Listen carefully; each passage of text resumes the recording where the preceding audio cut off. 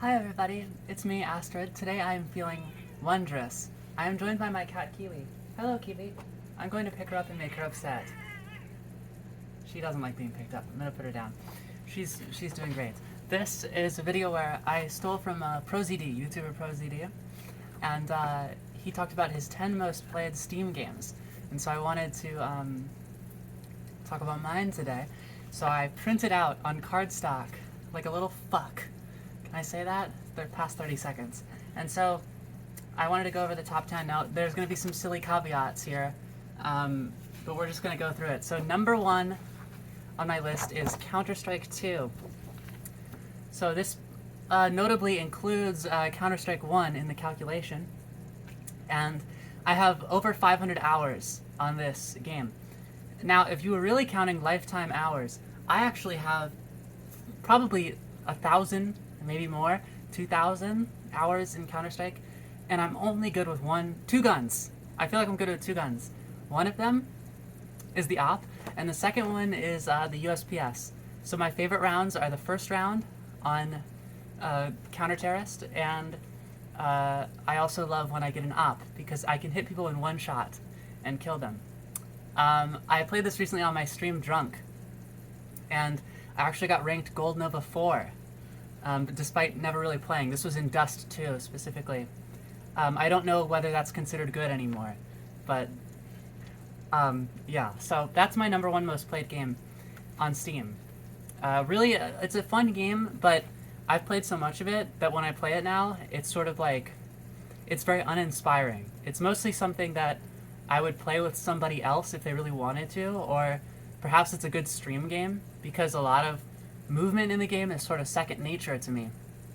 So I can sort of play it while talking sometimes, and sometimes there are some funny moments. Last time I played, I feel like I was getting hit on by some dudes in the game. My second most played game, and again, this is sort of not quite accurate in the grand scheme of things, but it's Overwatch 2. Can you see that? I have 441 hours in Overwatch 2. However, this is just on Steam. If we were counting hours like in the game, like counting the Blizzard client, I don't use that anymore because I play video games on Linux because I don't use Windows unless one of my jobs forces me to. But yeah, so I think I have probably 1,000 hours in this. I mean, especially if you count like sitting in the menus, so lots of hours in Overwatch 2. That's personally one of my favorite games. I find it very enjoyable. The gameplay loop, it's very stimulating for my ADHD riddled brain, and my neurons go boop boop boop boop boop boop boop. They go boop boop boop, go boop boop boop boop boop boop, and it feels very good for me. And recently, my favorite character has actually been Lifeweaver, but I statistically have a lot of hours with Widowmaker and Moira and Ramatra. I think I'm really good at Moira, Ramatra, and Ashe. And Lifeweaver. I think I'm kind of good at Lifeweaver. I've been playing him recently, and it's kind of nice to play such a hot pansexual man. My third most played game on Steam is Modern Warfare 2 multiplayer, specifically, from 2009. Again, if you included the hours that I have in this game from when I was a kid, certainly thousands of hours in this as well. This game was a big part of my childhood. I used to come home from school and play this all night freaking long, and drink a bunch of Mountain Dew and get yelled slurs at. I used to go into the PS3 voice changer and change my my voice so it would be more feminine. And I would mess around with silly voices too. Sometimes one of the cool things you could do is if you changed your voice to really feminine, they had a voice changer. But by the way, that's like so woke for 2009.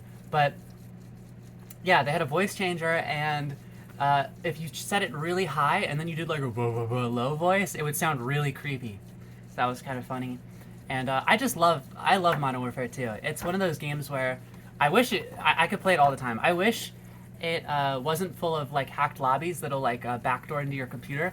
One time I was playing this on a computer years ago, and I got into a lobby and someone opened up gay porn on my computer because they can very easily remote code execution on your. I shouldn't have said backdoor. That doesn't make any sense. I meant remote code execution.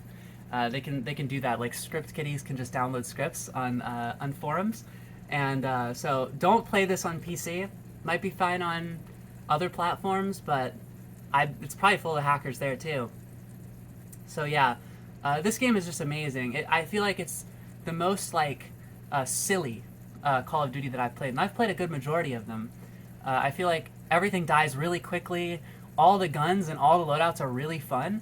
Like, because everything is so strong, you die so quickly, it's pretty balanced. Like, you could probably, do really well in the game with most of the loadouts. I've seen people get nukes with riot shields. Like, it's just a really fun game. And then, obviously, the nuke, if you can manage to get a 25 kill streak in one round without dying, you can launch a nuke, which kills you and everybody. So I don't know who really wins when you use the nuke, but that's my third played most game with 216 hours. But really, it's probably like 2,000 hours if we're counting, other Steam accounts or other platforms that I've played on. My fourth is not really a game. It's actually an application, so it's kind of an odd one. This is Aseprite, which I have 206.8 hours in. I use this to create pixel art. There have been various games that I've worked on where I've created pixel art, most of them unreleased. I'm not sure if I actually made TV Kids pixel art. TV Kid is a game I made. You can buy it on Steam for $10. It's a roguelike clicker game. I might have made that pixel art in Game Maker itself, but since then I've been using Aseprite. An example of some sprite work can be seen on my website, on insect.christmas/art. I think there's like a link at the top to go to pixel art, and you could take a look if you'd like. I'm not very good at pixel art, but it is really fun. And I was working on a game for a while with a friend, where that was sort of like the peak of my pixel art, and so a lot of my hours are with this program. But if you're looking for like a program to do pixel art in, or really any type of art, I think you can just draw in it too, and you can do animations. This is a really good software to use. I think it's free, so like, yeah, take advantage of that if you've never heard of it and you're looking to get started in pixel art. My fifth most played game, and again, if you count the hours on mobile, it's even more, is Super Auto Pets. And that game is very addicting. I got turned onto that game by a dildo, no, by Northern Lion. And yeah, he was really good at that game. He used to play it a lot, and it was really addicting to watch. And then I started playing it, and I was playing it in the early days, like back when there was only one pack, and I was trying to get like level 3 wins with every single animal. It was really difficult to do, if you know anything about that game.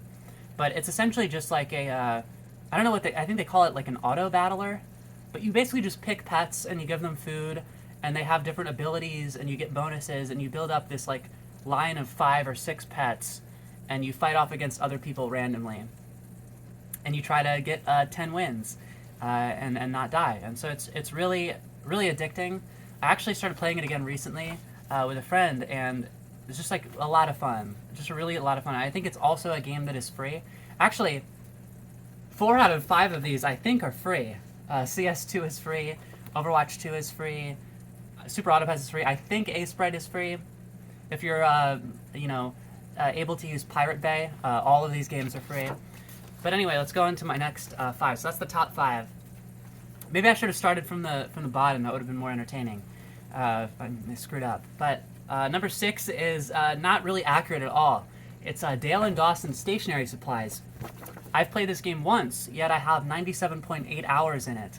I'll tell you what happened. I was playing this for the YouTube channel Sleep Deprived for work, and we played it for an hour, and then I left for the weekend, I think, and left my computer on with the game open. And so when I got back at the end of the weekend, I had 97.8 hours in it, and I closed the game, and for some reason it still counted. So, yeah, this is my 6th most played Steam game. I've only really played it for an hour though. Pretty fun, but I don't know if I have much more to say about it. Number 7 is Factorio. Factorio is an amazing game, especially if you're a nerdy little fuck like me. All the engineering degrees out there, if you're listening, if you've somehow never heard of Factorio, you should probably play it. It's just like a resource management and like logical, logistical game where you connect different components to craft different things automatically. You deal with like electricity and transit and energy sources, and you're basically fighting to defeat essentially these bugs who are getting angry that you're polluting your planet, their planet with your industrialization. But you're trying to launch a rocket to leave the planet before the bugs get so pissed off about the pollution that they kill you and eat you. And it's a really, really good game, especially if you're into like very logistical, analytical type things. I very nearly beat the game.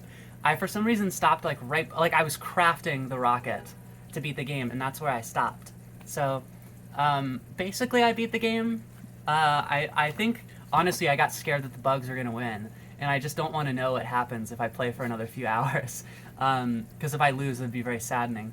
But I really like this game. It's very fun, and I've heard that there's a new DLC that came out, so it kind of makes me want to like start from the beginning and play it again. But I got so like into my chaotic world that I had built that I just can't imagine living in another one. And so I sort of feel like I've gotten my fill with Factorio, and honestly, one of the greatest games I've ever played. Really, really fun, really addicting. There's also a multiplayer mode, which I played a little bit of, and that's pretty fun too. Number 8 is a game that I would recommend to like most people in the world, if you're like of my age.